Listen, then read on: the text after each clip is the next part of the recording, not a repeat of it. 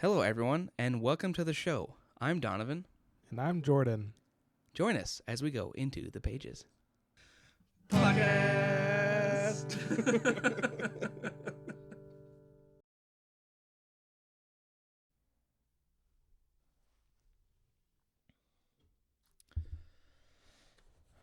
I was very excited this week. Most people are super excited for the next book of Fourth Wing. I was excited for this. Oh, is this Murtag? Nice. Isn't it beautiful? It's pretty sweet. I think it's cool. They kept Thorn's pose the same and then just put really like that Murtag they in did there. that. I'm super excited. I am so happy that it's fat too. All right, time to find out what the last page says. As long as you don't read it out loud, I don't care. Oh, it's the author's. The last page is the author's note. Oh, good. Read that one. I actually also got the illustrated version of Aragon. Oh, you did? Oh, yes. Nice. What are you doing? I wanted to see. So this one's like more maroon. I'm looking at your eldest copy, and that one looks more red. Oh, yeah. Eldest is more red than... You can even use one of these as your bookmark. Oh, yes. Okay, I have something to admit. I don't ever want to use those. Not, it's nothing crazy. The thing is they're kind of girly. They're not really like, man, if there was a bookmark for like Stormlight, I think it'd be something super awesome and sick, but this one's just like Tress drinking tea and then Yumi hanging out in a flowery pink tree. Like, no, thanks. Yeah, I can see what you're saying. I think Not quite my style is all. before I got my Kindle, I think my bookmarks were almost always the receipt that of when I bought it from Barnes & Noble. It's like the most common Yes. bookmark I ever had. I never really used fancy bookmarks or anything. I was digging through my stuff a few weeks ago, and I actually found the bookmarks I used to use for reading the Inheritance Cycle. So I've got like a Saphira bookmark, Thorn bookmark, and a Glader bookmark. I don't have one for the Green Dragon though, but I'm gonna have to use the Thorn one Yeah. when I read this book. Oh, I didn't even show you this.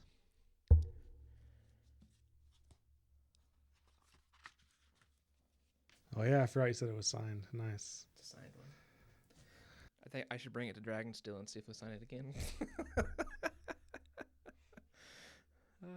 You should have him sign eldest. I want him to sign all of them. I actually found out that, except for the Aragon book I just picked up, all of them are first editions. I was thinking that'd be even more sick to have them signed then.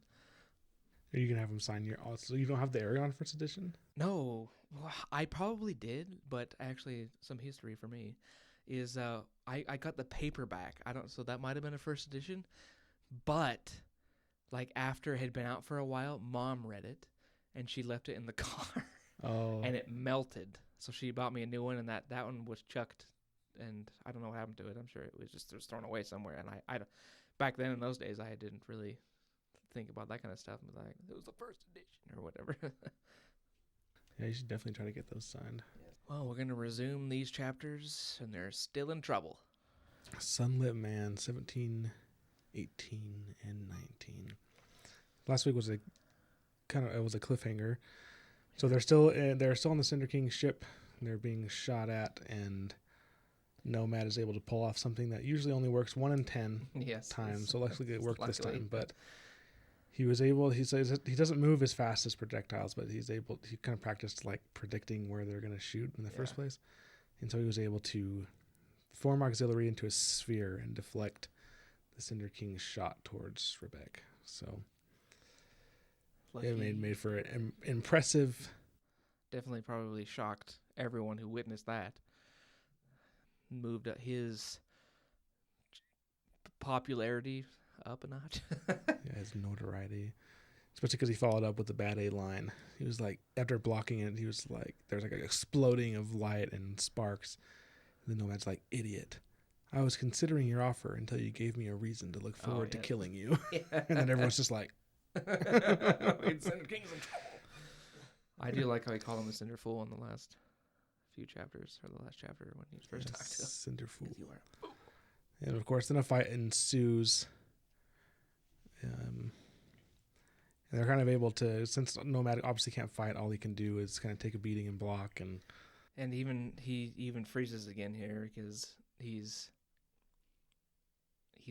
still just used to being like, and then just like, oh, I'm really hoping this is not one of those things that's going to take him the entire book to figure out, because I'm just like, unfreeze already. Obviously it is, because he doesn't even this has know been going on for a while. Like, he's had this torment for a while, and he still hasn't gotten over it.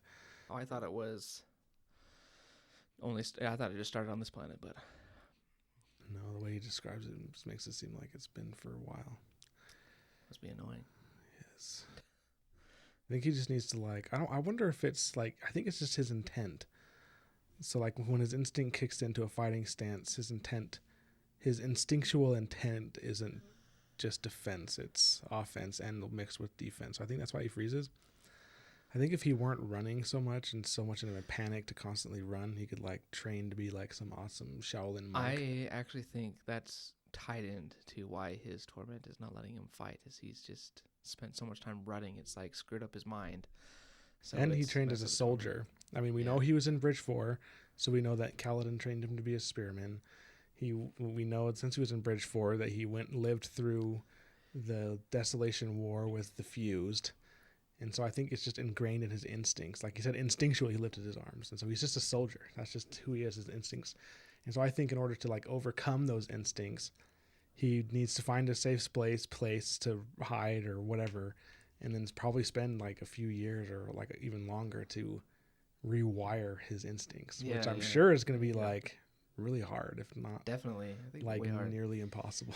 But I think if he can rewire everything, he could be some like really cool like kung fu master where he just does all defensive stuff just to kind of trip people up and never actually do anything to directly hurt them. He could probably set it up where like he trips them, and then because they're clumsy, they fall and break their neck. I don't know. That'd be insane. I don't know how exacting the torment is. Like if it's like precisely what your intention is. Like the reason you're tripping this person is so that they'll fall and break their neck, and then it'll make them freeze. Or I don't know. It seems like it's pretty precise, because even just raising his arms with the intent of fighting back made him freeze. So I just kind of had that thought, and so I don't know how likely it is that he'll overcome the torment in this one. I am worried that it's very unlikely. It seems like it's a good character flaw that he has to work through. Maybe by the final battle type of thing, then he'll be like, oh, now I can do it. But man, I'm wondering if he'll have to figure out either how to get over his torment or figure out how to not get hurt, so he doesn't have to keep using up his BEUs to heal. Like I swear every time he uses it, Ox is always like, oh, you're below 10%, now you're below 9%. I'm still confused on like how much that actually is.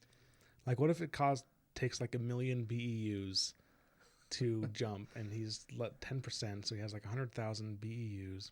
We do know he's only got like 1,500, 2,000. Isn't that what he's at? Oh, is that what it's at? I must have forgot that. Because I remember, I think they were saying when he absorbed the Sun Heart, it was roughly 1,500 BEUs. I think that's what it said. Was it 1,500 or 15,000? 1,500. 1,500. Seems like a lot, but yeah, seriously. So if that's 10%, then he needs what, 10,000? Something like that. Well, how many breaths? How many breaths does like the really strong people have in Warbreaker? Like how much does the God King have? God King has a crap ton. Because doesn't he have someone come give him a breath every single day or something like that? He gets 2 breaths every single day. Wow. And it's been going on for like a while. Like whenever one God King dies, he passes on everything. Yeah. You sparked my curiosity. I have it on my Kindle app here. I'm going to look it up. Because I want to know. Yes, we must know. We must be. So, no, I think in the back of the Warbreaker book, it like tells what the different heightenings are. I feel like I need to take notes because we learned what the Warbreaker world was called, but I've already forgotten. I have to go search it somewhere. Dang, yeah, I forgot to. It's like something with an L. I think. I could be wrong. I actually have no idea.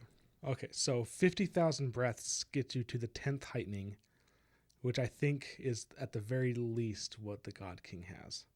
I thought he had more than that. I think he does have more, but that's like the bare minimum you need to do to get to his level. But I'm pretty sure he has well over that. How do you think that works? How does it work? So if someone gives away their breath, like they have to donate their breath to the God King, and that person marries another person who gave away their breath to someone else or the God King, and then they have a kid. Does that kid still have breath? I don't know how it works. I don't. They would have to, or else he'd eventually run out of breath. No one would be able to give away their breath. I was trying to think if this would say where exactly Nomad is. It says 2,000 breaths gives you agelessness. So maybe that's how he's not aging. He was talking about the Dawn Shard. Was that giving him his aging? Oh, is it the Dawn Shard that's doing it? He doesn't really awaken anything either, so it must be... No. He must not actually have breaths. That's just how they measure... Because, I mean, like, he does say a breath equivalent unit. So I don't think it actually is breath. But he needs the equivalent of whatever breaths are. So yes. maybe... So I think it's still, I think the numbers are still correct. So I guess... I don't know how many he needs to jump. I don't know if it's 50,000. Yeah. I don't know if it's 100,000, 10,000. This also makes me curious if, like, the people in Warbreaker can they jump? Can they skip around like Nomad does? Or is that a special ability he has that he uses breaths be used for? I'm going to guess... It could go either way. It's either a special ability he has or it's something that they can learn and they just haven't learned that they can learn. If that makes any sense. Because I know, like Vasher, for example, we learned from Warbreaker, spoiler alert, is a returned, and he is on Roshar during... Is it Warbreaker or is it one of the books, the Way of King, one of the Stormlight Archive book? Vasher is in... Well, Way of Warbreaker is not in the Stormlight. What did I say? You said Warbreaker. Whatever. So Vasher is in Stormlight Archives, and so we know that he can travel. Does that? It doesn't say how he got there. Like, did he just travel via Shadesmar? Did he? Yeah, and do we know which one came first? Which one is first, Stormlight or Warbreaker? Warbreaker's first. Oh, it is? Okay. Only because, well, in my opinion, I guess I should preface that. Yeah. So I'm basing that off of the fact that if you remember when Adolin, Kaladin, and Shallan are trapped in Shadesmar, like they accidentally go there and they're trying to get their way back out. Huh. They're there with the captain of the guard from Kholinar. And the captain of the guard mentions that she's looking for her trainer, which we learned through various hints is Vasher.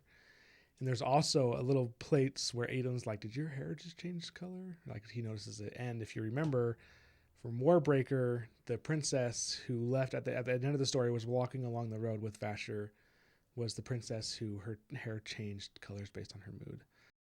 Oh. And she was going to apprentice under Vasher. She was wanting Vasher to teach her. That's right. And so then... So that makes sense. So Warbreaker is first, and then... Yeah, and that's kind of what I'm going off of. Pure, like... Just like putting things together. Still, that's I'm convinced. That's pretty damning evidence if you ask me. Yeah. So. I don't know how long before, but at least a little bit. Yes. But I was kind of thinking like maybe Roshar was first and he died there and then was reawakened and went to Warbreaker. But yeah, it sounds like you got pretty solid evidence that it is the other way around, which would be super cool. To think that Vasher is training what's her face. I don't remember her name. I don't remember her name either. And then they go to Roshar together and do stuff like that. Sounds pretty awesome. Anywho's, back to Nomad. This book is so good at getting you distracted and talking mostly about like Stormlight or something. So basically, they have this big tussle and fight. They're able to escape and make it to Nomad's thing, and they're running away. And I guess the reason why this came up, what we talked, because at this part, Nomad wants to cover their retreat, so he tells Auxiliary to become a bigger shield, which apparently if he does that, will start to leech his investiture. So I thought that was kind of interesting. So up to this point, it kind of made it seem like what he could transform to was only limited by the Knights or Nomads' imagination / understanding of what he wanted to transform Auxiliary into. But now it seems like we found a kind of like a limit.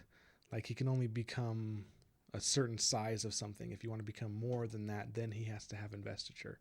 So is he not using investiture for other transformations? That it kind of feels like that, or maybe it's using a lot less or something. It's because he's not I don't know, stretching himself more. because every little thing that uses investiture, like Nomad notes it. He's like, "Oh, I'm healing. This is using investiture." Or like, "Oh, I'm going to eat this meal. So it doesn't use investiture." So it makes it seem like he was like, I have to be careful how many times I transform auxiliary because I use his investiture, which he hasn't mentioned at all. Yeah. And he's So transferred, and he just transforms them into little stuff. And so I wonder, once he wants to become a big enough shield to cover an entire, I mean, that would make cover sense to cycle. me because I can't think of a single example in Stormlight where they talk about like, oh, I transferred my Storm Blade or my Shard Blade into whatever. So they summoned it, so that used investiture, and Kaladin doesn't lose some of the Stormlight he has stored if he switches Syl around. So I'm kind of thinking that doesn't, but like they have I like guess a stretching certain, it like that. they have a certain things they can transform into without needing investiture. And for whatever reason, a huge ass shield requires investiture, which I don't know. It could be for a variety of reasons. He's dead, and so he can't really push limits. Yeah, Or there's just the natural limits of what a spren can transfer into, and beyond that, they need investiture. Yeah, because I mean, like, I don't think we've seen anyone in Stormlight try to make like a really big ballista that they could shoot or something. They just have like a regular spear or sword or shield. They don't. All Kaladin talk does about is stretching he just does normal stuff like a spear, a sword, a shield, a hammer, and even what's her name? Dang it, There's Shallan, Yasna. the edge dancer. Oh, I don't remember her name. The girl who. Dang it, Who is it slides. Lift? Oh, Lift. Yeah, Lift. that's what it is. Lift. She's funny because she makes hers into a fork. Oh yeah. I would be scared to eat with that fork. It's like if you eat it, like if you accidentally poke your tongue, would it like decay your tongue? I'll be like, oh yeah, I'd be scared to eat with that. I totally forgot about that. Did anything change with that when they got live Spren versus the dead Spren? Did it still, like, if Kaladin was like, oh, I want to stab this person, but I don't want him to die. I just want to hurt him and make him, like, stab him in the leg so he doesn't run away. Like, I don't know. I think if you it's like attack, if you get hit by, if a shard blade passes through any part of your body, that point on past your core just dies. It's like if they hit my finger, this finger would die. If they hit my wrist, my hand would die. My elbow or my forearm would die if it was on. I remember one of those. I'm gonna sidetrack again. Don't worry. But I remember one of the scariest moments of Stormlight. I think it was Words of Radiance. But Kaladin gets stabbed by a shard blade and starts to decay. I'm like, no. But then he heals. I'm like, oh, good. Yes, he's like, but that was an intense few chapters. I don't remember how long it took. Yeah, but because it was right in the middle of his fight with Zeth. Oh, it was Zeth who did it. Yeah, and Kaladin was like, oh, pushed his Stormlight through his arm and healed. That was a really cool moment. That was a way cool moment. I was. Oh gosh. I think I'd be okay eating with a shard fork, because I've never stabbed myself with a fork. Well, that's the a thing. Knife though. is different though, but I mean. But shard blades are like super sharp and they can go through stuff. Do you think that she made the prongs super sharp? Remember? You don't remember then? Because when she first stabbed the pancake, she went too hard and it went through the plate and stuck into the table. And she was like, "Oh, I should be careful." And I was. Okay, I did forget about that part. So yeah, she should, because like if she's going so hard that she stabs through a table, her tongue's going to be a lot easier to stab through. She's brave then. And I know, I already know what people are going to say if they actually comment on this, because Kaladin is able to dull Syl's edge when he trains with her. Oh, that's right. But I don't know if Lift has that kind of training. So I guess you could dull it and make it okay, but then I'm like, still. Yeah, it's like. Would you use a spoon? That's like having a lightsaber and sticking some meat with it and being like, like it just seems stupid. Yes. I would cut crap with it. I would totally cut my steak with it. Just be like, turn it into a little steak knife and like. Yeah, but then just use something else to put it in your mouth. Yeah. So I thought that was of note, and just based on like what we know of Spren, I think it's just a little extra information on like what Spren are capable of, and so. I wonder if they can just like combine Spren and make a giant shield or wall to barricade or Transformers or something. Yeah. Ooh, or like that on Guardians of the Galaxy when they form that. Oh yeah, when the Nova Corps forms that shield. Yeah. There you go. They could do that. Be a better shield than theirs too. Anyway, we keep getting sidetracked, but it's good. It's so good and easy. So they're escaping and they're running away, and Nomad's like, I think he figured out our plan. why we're here. And then Rebecca's like, did you tell him? And he's like, no, like he's stupid, but he was able to, even someone who's stupid can figure this out. Yeah. So he has like no respect for the Cinder King. He just thinks the Cinder King is an idiot, which I think is accurate. I think he's I don't know if I would call him an idiot. Like he's not like actually stupid. He's not on the level of like, he's not a strategist. He's not like, he's not a Sadius. What? He's not like Sadius. Oh, Sadius, yes. Yeah, like Sadius is super cunning and sneaky, and he was able to like move all the pieces without people like knowing he was doing it. So definitely the Cinder King is not like this. He's more just like a bully who got a lot of power and is now. Yeah. So he's probably like an average person, but he's not. I seriously doubt he's educated in any sort of military strategy. Yeah, he literally lives on a planet of pacifists, and because he was willing to be a little more violent, he was able to obtain power. Yeah. Which, yeah, that makes me think he's a lot more naive than he thinks he is. He thinks he's so smart and powerful, but like if he went to Roshar, he would be destroyed so quickly. Like even the lowlier people would be like.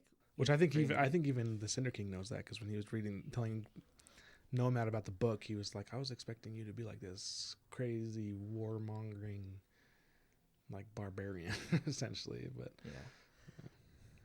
Anyway, imagine if he actually meant like some sort of barbarian type of race, like orcs or Urgles and whatever that like or war Trolloc. is their thing they like. I want to see him meet a Trolloc. That'd be awesome. A Trolloc with these people would like. They would not be able to handle a Trolloc. The one Trolloc would be able to wipe out everyone on this planet as long as he stayed out of the sun. So yeah, they're able to escape. Yes, and they had to abandon one of the cycles, which kind of sucks because she's like, we don't really have that many stuff but they have to because the Cinder King's like, he's a really good shot. Like, holy cow. Like, they're far away, moving really fast, and he's like, boom, boom, boom, boom. Like, if they didn't have the shield up, he would have killed them. Yeah. I'm like, wow. So he definitely really comes off as just like a person he's a good fighter and stuff, but he's just not intelligent. He doesn't have, like, the cunning or intelligence of someone who... Yeah, when you grow up on a world of pacifist people who just, like, sit there and take whatever comes at them, and you don't learn how to, like, manipulate and sneak, and you don't learn to be cunning, and you just don't get any of that naturally. Yeah, especially when they're so pacifist that even in their words they're like, not to unduly offend you, or like, please don't take this the wrong way, but I think you're wrong. I was going to talk about that when they have conversations with the leader ladies. Whatever, I forgot their names, but the greater good. I don't remember their individual names. See, there's like confidence, compassion, and something else. I don't know. Yeah, something like that. But yeah, the greater good is what I meant. But yeah, that gets us through 17. There was some interesting stuff we learned about the plant and animal life as they were escaping.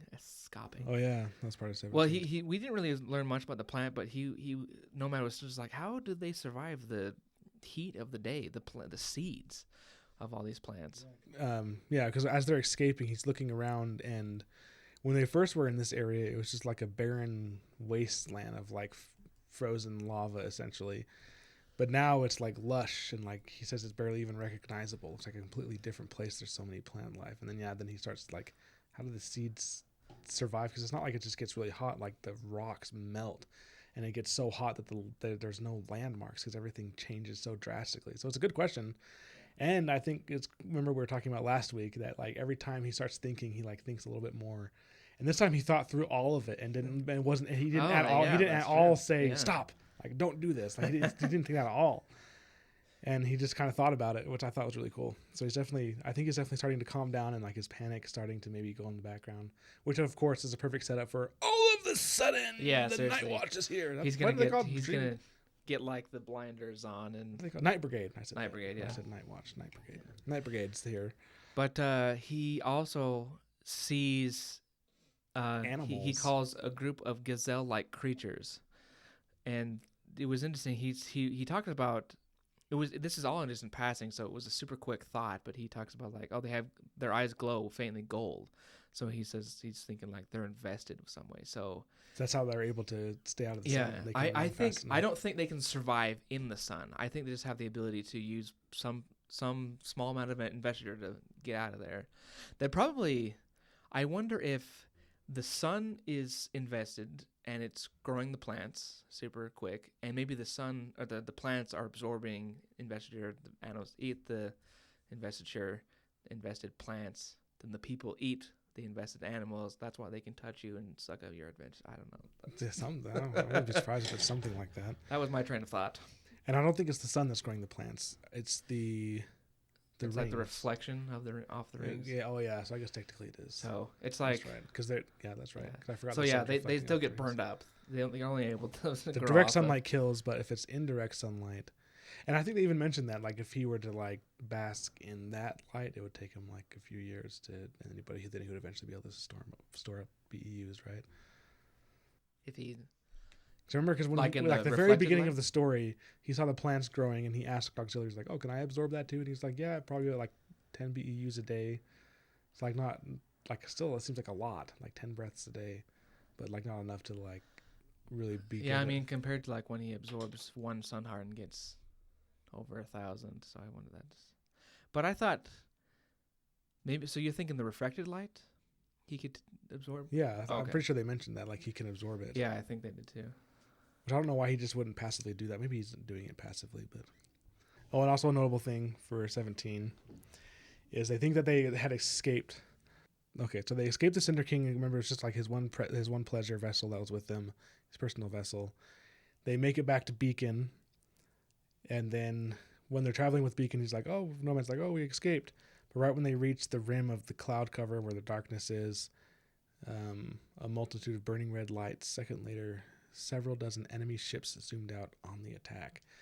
And we're able to find out that I don't think this was like planned really well in advance, but the Cinder King had sent scouts out in the darkness to look for them.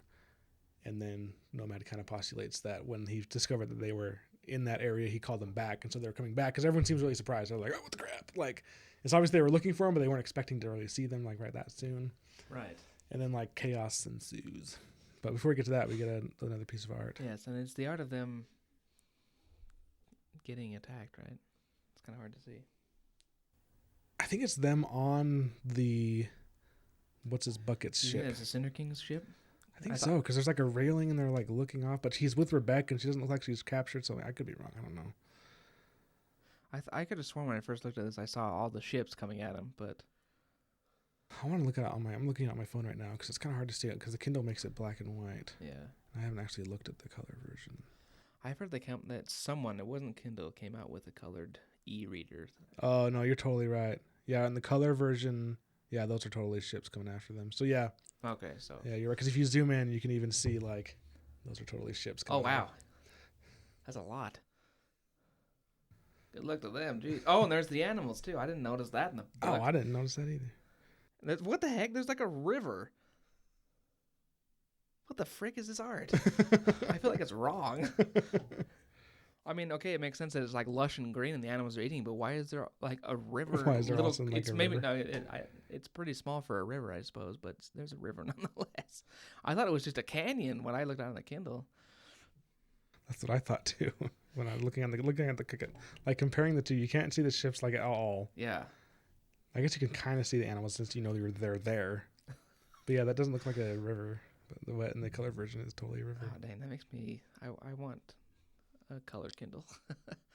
Are they coming out with color Kindle? Is that what you just said? I have no idea. But I mean, someone, I don't know who it was, but I saw a video of someone talking about how they got the first colored e-reader. Which normally it's not that big of a deal, but now we've got all these books with art in them, and they're harder to see. Yeah. I think that's the only reason why I would even want a colored Kindle, because the whole.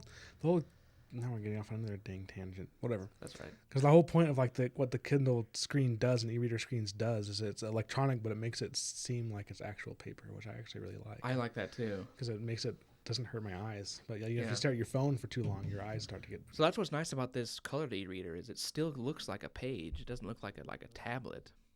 I would buy off on that, but I don't know if I would buy. I don't know if I would upgrade it. If my Kindle isn't completely dead, I don't know if I would upgrade to it. All right. Speaking of your Kindle, did you drop it? Yes, dang it to heck. Luckily I had the case on it. Freaking snapped off the corner, which I'm even more mad about because I have all these stickers on it. So I saw there's someone on the internet who decorates their Kindle with stickers too, and they just have like 5 cases with all the stickers. Switch out which ones they want. Yeah, exactly. That's what you're gonna have to do. Oh, but I really like these stickers though. I got a Colossus, I got the Office, I got Tress, Frugal Wizard, Sunlit Man, Snorlax. Did you talk about Mistborn? I'll use it, Colossus. Yeah, the Colossus from Mistborn. So I don't want to like use it. I don't want a different case, but now it's broken, and so I'm like, what the crap? Yeah, if you drop that again, it lands on that corner. Oh, that would suck so bad. I'd be so mad. Then you can get the color e-reader. There you go. There's my dead. There's my reason. So yeah, so chaos ensues. Like it's interesting how it happens because none of these people are warriors, and they're not actively. It doesn't really seem like they're actively trying to kill each other. Yeah. And then at first I was kind of confused. I'm like, why aren't they really shooting? There's like some sharpshooters shooting, but then it becomes apparent when they start capturing people. And then Nomad even mentions that he's like, oh, the I don't know if he says it exactly like this, but he's like, oh, the goal of this is like you capture people, and those captives become sacrifices to become sun hearts. Yeah. And so like you obviously don't want to kill them. I don't know if a dead person, if you kill someone and then put them in the sun, do they still turn into a sun heart? I don't think so. I think that's why they try to keep them alive. That makes sense.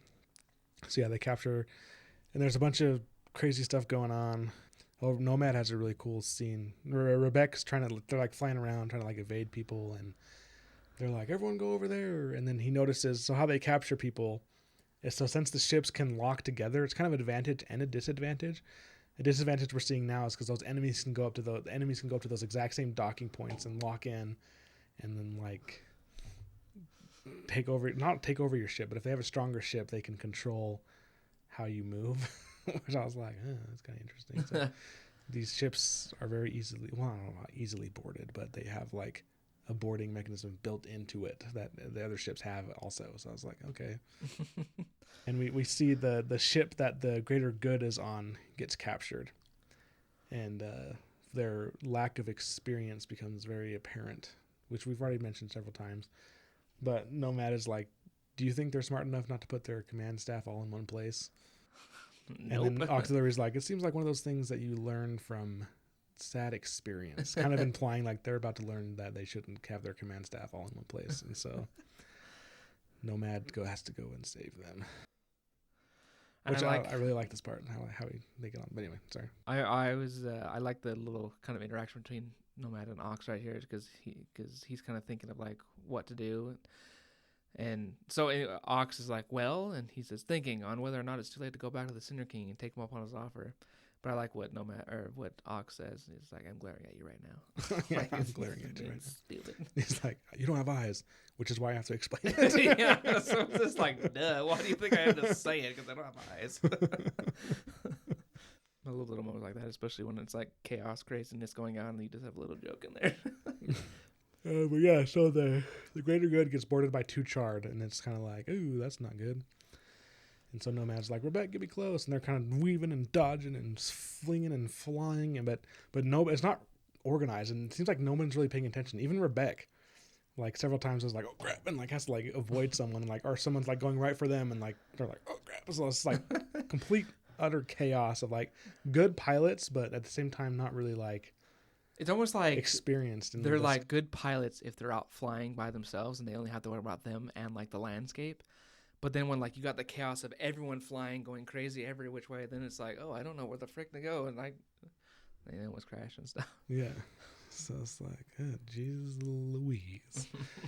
And right when they're coming up to the ship, they're like, right before they get there, another ship's like coming right at them, and so she has to turn. And then Nomad just like jumps off and like bang and just like barely gets onto it. I thought that's kind of cool. It reminded me of like a Matrix jump or something. Yeah. And he has, I don't know if this was his plan, but he has a way of saving the greater good that I wouldn't want to do. I couldn't tell if he was doing it on purpose or not, but his plan was to just go in there and get beaten to crap and hope someone would help him. Yeah, he said luckily they have batons instead of swords. Yes. Because this is when he kind of makes the mention of like, because Cinder King prefers to take them alive to make them into sun hearts. So yeah, they start beating the crap out of him, and he's not able to do anything. And then there's this one little part that I thought was interesting. I don't know if we explicitly knew this, but we get a little tidbit of information about his torment. Because he's frustrated in this because he's a trained soldier, he knows how to fight, and he keeps noticing all these openings. He's like, they're going crazy, they're not experienced. Like, he sees an opening, but he can't take it. He can't do anything like to take advantage of them, and it makes it obvious that he could easily beat these charred people. Yeah. But he has this torment. And he says he couldn't even try to force them back without being frozen by his own stupid soul. Yeah. I'm kind of curious if this was like a deliberate like writing strategy of Brandon's, because you think about it, like someone like Nomad who grew up the way he did, or at least he was in Bridgeport like he was. He trained to fight, and he was trained to fight other people who knew how to fight. But these guys don't. They're just used to being the muscle. Like I actually hate this. Like you think about DC Comics and you think about Superman. Superman is so blasted strong that he doesn't know how to fight because he's used to just like bam, defeated type of thing. So when he faces off like Zod or something like that, then he can get his butt kicked because Zod is a soldier and knows how to fight, and all Superman knows how to do is punch. And I think that's how the same thing. But Brandon made it so that, Nomad can't fight because he's got this torment thing and he gets locked up, so it's evenly matched. And he has Stormlight will be used to heal himself. Yeah, that's true. So they're beating the crap out of him. And there's another normal person there. So there's two charred, and then there's someone piloting the place. A pilot that has a rifle. And I don't remember exactly how it happens, but they end up in there, and Nomad's able to kind of like maneuver so that they get bumped by one of the charred and drop their rifle. And then he kicks the rifle to the greater good ladies. Yes. But we didn't know that until after. Oh yes, I should have saved that because it was actually pretty good. This is the part I liked. But yeah, so they're like beating the crap out of him. It's like there's beating, and all of a sudden it's like one of the charged heads exploded. yeah. Just like out of nowhere. I was super confused by that because like, wait a minute, how the heck did that happen? Did I miss something? Yes, and then it was just that. Who was it? Contemplation. Right here. Contemplation. So when the other head exploded, the other charge like, what the crap? And then Contemplation just unloads on his chest and he dies. So they're really strong, but at the same time, it seems like they're not impossible to beat. Yeah. But I'm kind of getting a little more rounded out. If you get stuck in like a hand-to-hand combat type of situation with them, then you're probably in trouble. But you got a gun, you just gotta. I'm also curious. So the one who got his head blown off, is his little thing still intact? Like, do you think Nomad could like absorb it? I wonder if he could have. I don't know. It doesn't try or mention it, but yeah. So it seems like he would be able to. But the one with got 500 rounds unloaded into his chest probably isn't usable. But the other one probably not. So yeah, after saving them, he kind of just falls on the floor and just like starts taking a nap and starts like I think it's like him healing, like he's allowing himself to heal, and it kind of goes into a trance. And and when he's in this trance, he kind of vaguely becomes aware of people like coming in.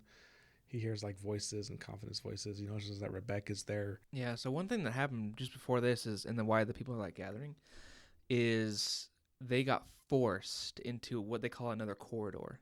Yeah. And they know that this corridor has mountains that they can't fly over, and there's no other path to get through, so they're trying to figure out what they're going to do because the Cinder King also put up guards, so they couldn't go back, and so they got to figure out how to die.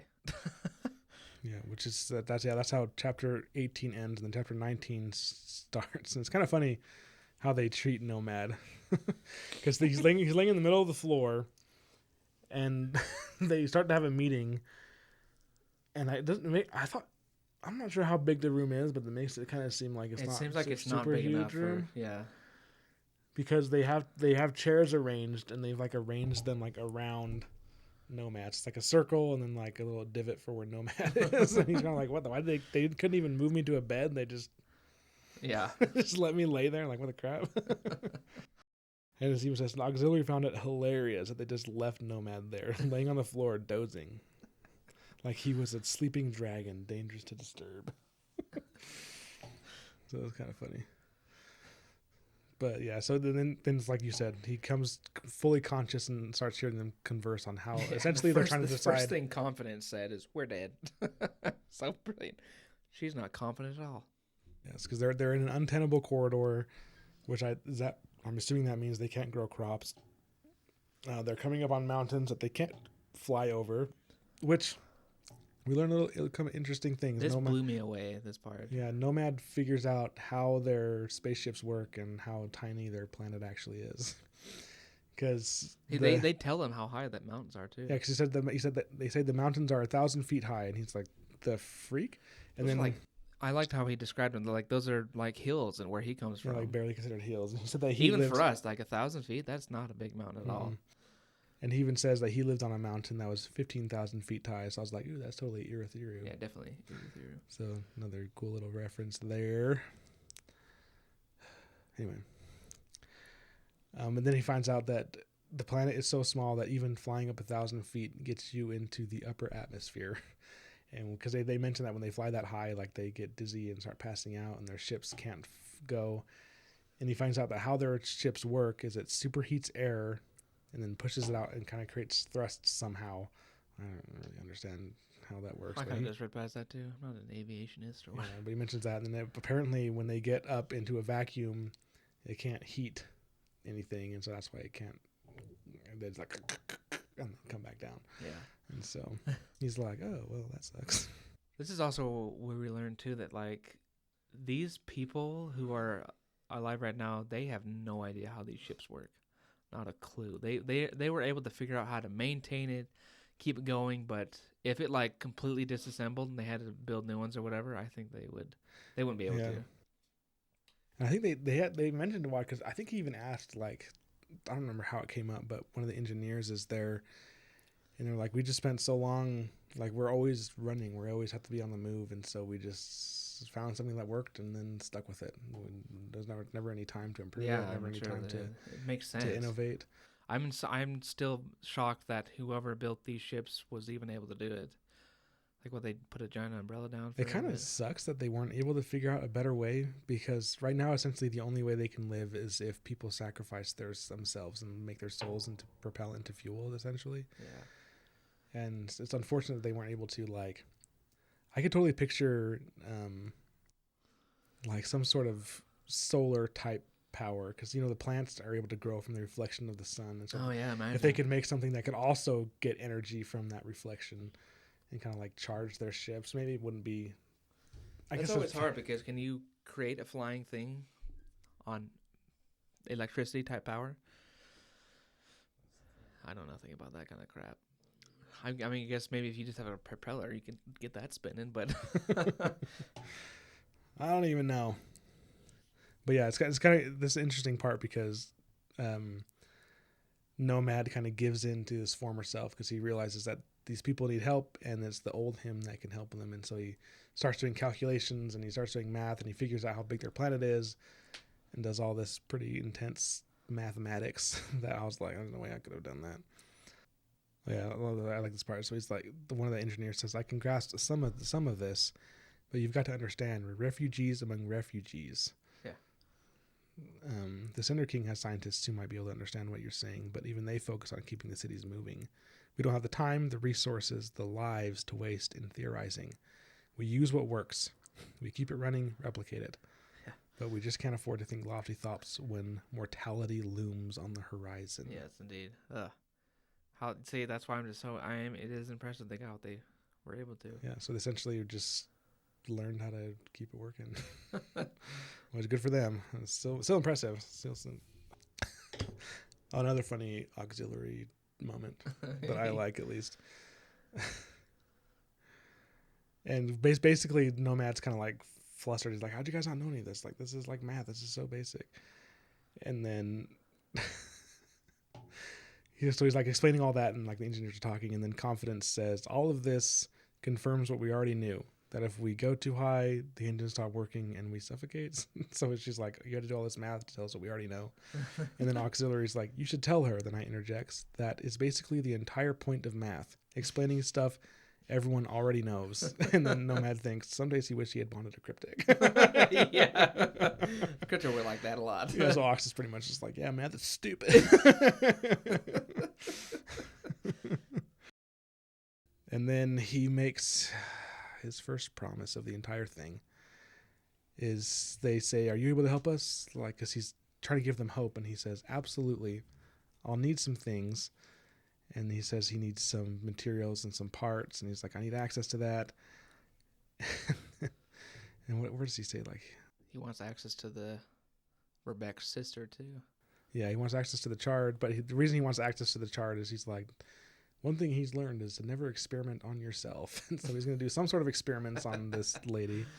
And apparently her name is Effigy. I think Effigy, is that her name? Oh, that's right. I think that is her name. There was something that came up that I was interested. This almost sounds like Nomad has learned knowledge from people who've already explored the Cosmere at large and have even like organized certain baselines for things.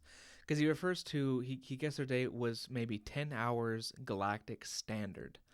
It almost sounds like there's some government type thing out there that like organized everything, like, oh, like these planets have less days, but these guys have long days. So like the general baseline is the galactic hour, and that's so. I bet it's based on whatever planet was first to do space travel. I wouldn't be surprised. Maybe it's based on Scadrial or something. Maybe. I thought that was really interesting because that kind of gives us that actually gets me super excited, because one reason I really love the Dresden Files is just to see, like, you know, medieval wizardry and monster stuff in modern times. I think it's super cool, and Jim Butcher, I think, does a really good job of telling the story. So if Brandon gets into that, holy crap, I'm gonna lose it. So I just, we've already talked about this, but I'm gonna say it some more.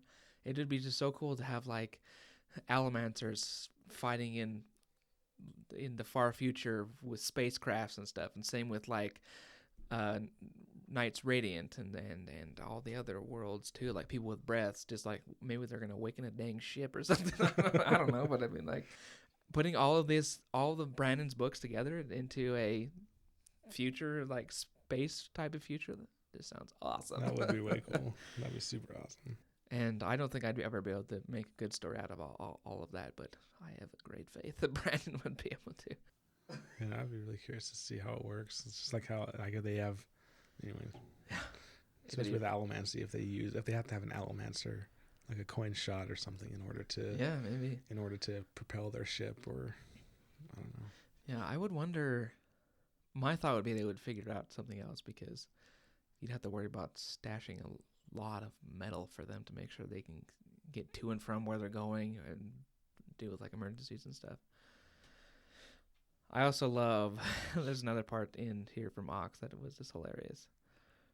I think it's, so Nomad's just explaining everything he's figuring out to everyone, and they're all looking like blank at him, and he obviously just completely lost to what he's explaining. But then Ox pipes up and is like, I'm raising my hand, the knight says. You can't see it, but I am calling me. So he's like, okay. And then Nomad wants to go take an art class instead. I think he was just bored because he already knows all this stuff. So he's like, shut up. I don't want to do, let's go do art. And then we get to the end of the chapter.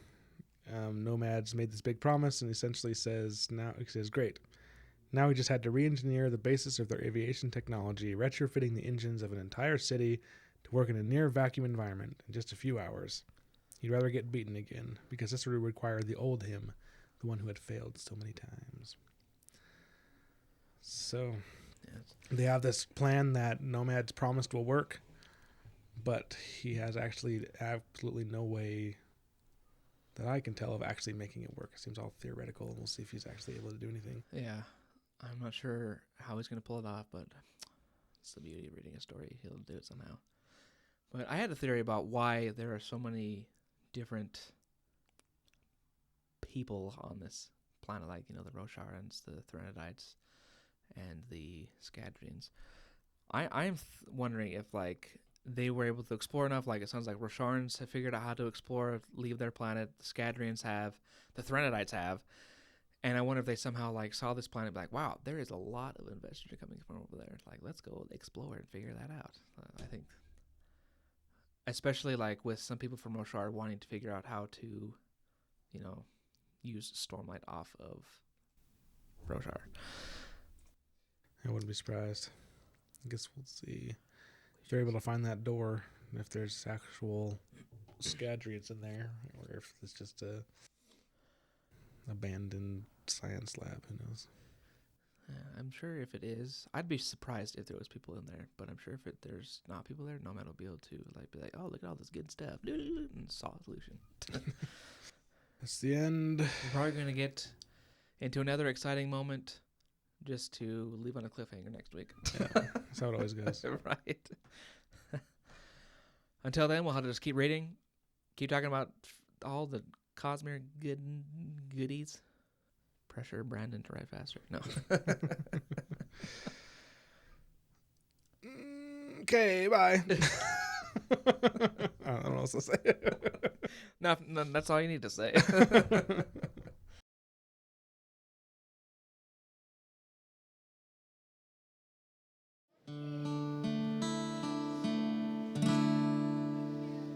It's over.